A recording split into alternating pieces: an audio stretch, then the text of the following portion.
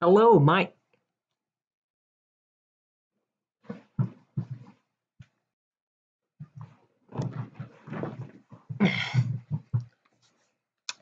Hello, my name is Reagan. I am a striving virologist.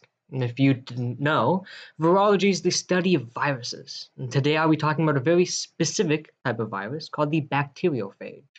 Importantly, for my English 112 research assignment, I chose to talk about a problem with antibiotic-resistant bacteria and the solution being bacteriophage therapy. Before we get into the nitty-gritty, let's first talk about antibiotics. As you may know, antibiotics are used to combat bacteria in many ways, but lately they have started to fail us. Don't get me wrong, I love antibiotics, but who doesn't? Created in 1928 by Alexander Fleming, antibiotics have been our greatest superweapon against bacteria. If you get cut, you put some antibiotics on it. If you get strep throat, you put some antibiotics on it. You get a bacterial infection, you best believe I'm putting some antibiotics on it. And of course, what else are you going to put on it? And that's the problem. What are you going to use? You see, for the past almost 100 years, antibiotics have been our only weapon against bacteria. We depend on it. We depend on the ability of antibiotics killing bacteria since we literally have nothing else.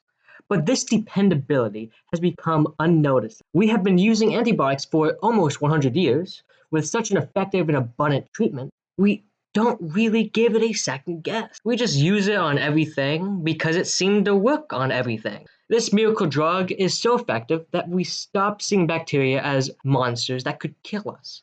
We started to use antibiotics when it was convenient to us, even in cases where we're not supposed to use antibiotics. We lost respect for the monsters and the weapon. But it doesn't matter. Even if we only have one weapon against bacteria, it truly is just that effective. It's not like antibiotics are just going to stop killing bacteria. Or are they? As we overuse and misuse antibiotics, bacteria have started to become immune to our superweapon. Bacteria are living things that can evolve, and over time, they have started to gain a resistance towards our antibiotics. These bacteria are known as antibiotic-resistant bacteria or superbugs.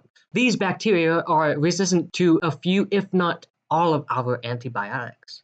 But even if a bacterium is only resistant to a few antibiotics, it still poses a huge problem. As stated by the CDC, antimicrobial resistant infections that require the use of second and third line treatments can harm patients by causing serious side effects, such as organ failure, prolonged care and recovery, sometimes for months. This is such a rapidly growing problem that in 1998, the World Health Assembly adopted a resolution urging member states to take action against antibiotic-resistant bacteria. And still, the Center of Disease Control and Prevention, the World Health Organization, the Food and Drug Administration, and the National Library of Medicine all have yet to announce or prove a new treatment against these superbugs. And this is where we are today, still with zero approved treatments, but thousands of deaths every year. But this can change. Enter the bacteriophage. But what is a bacteriophage? A bacteriophage is a virus, not quite alive, not quite dead. It consists of an icosahedron head, sort of dice with 20 faces and 30 edges. This icosahedron contains the genetic material of the virus, and it connects with a little tail and like fibers. This is certainly the weirdest looking single-celled organism to ever exist. But how can we trust these freakishly looking viruses? Well, bring up your hand and say hello, since they're right there. There are more bacteriophages than there are every other living organism combined. They are found wherever life exists. So on your hand, on the table, on your face, in your mouth, and even your stomach. But no matter. These viruses can never make us sick and give us an infection as they only kill bacteria. The name bacteriophage is derived from the Greek words meaning bacteria eater, and that's all they do. The war between bacteriophages and bacteria has been going on for the last 300 million years. And a specific bacteriophage can only kill a specific type of bacteria and maybe its close cousins. Compared to antibiotics, which kills all bacteria, good and bad, the bacteriophage only kills the bacteria it's supposed to. When a bacteriophage finds a compatible host, it latches on to the bacteria with its fiber-like legs and starts to inject its own genetic material into the bacteria. This genetic material takes over the bacterium and forces it to manufacture new bacteriophages called lytic phages, sort of baby bacteriophages. Once the bacterium is completely filled with these lytic phages, they produce a powerful enzyme that ruptures the bacterium from the inside out, releasing the new phages and starting the cycle anew. But can we use the bacteriophage virus against our own bacterial infections?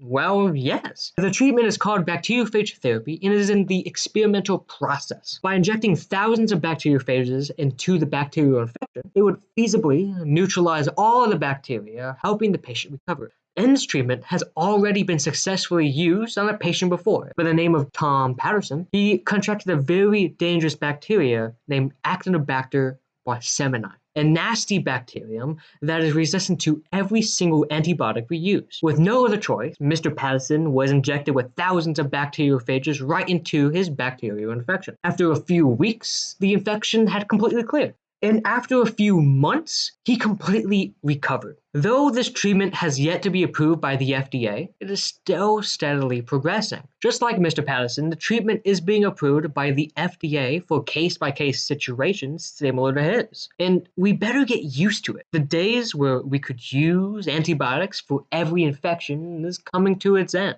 One day, your doctor could very well prescribe bacteriophages instead of antibiotics to treat your bacterial infections. Thank you for listening. Here are my sources, and I hope you enjoyed my presentation. I kind of just went on a ramble about antibiotic resistant bacteria and bacteriophage therapy as a whole, but I hope it gave you more insight on what the treatment is and how we can use it in the future.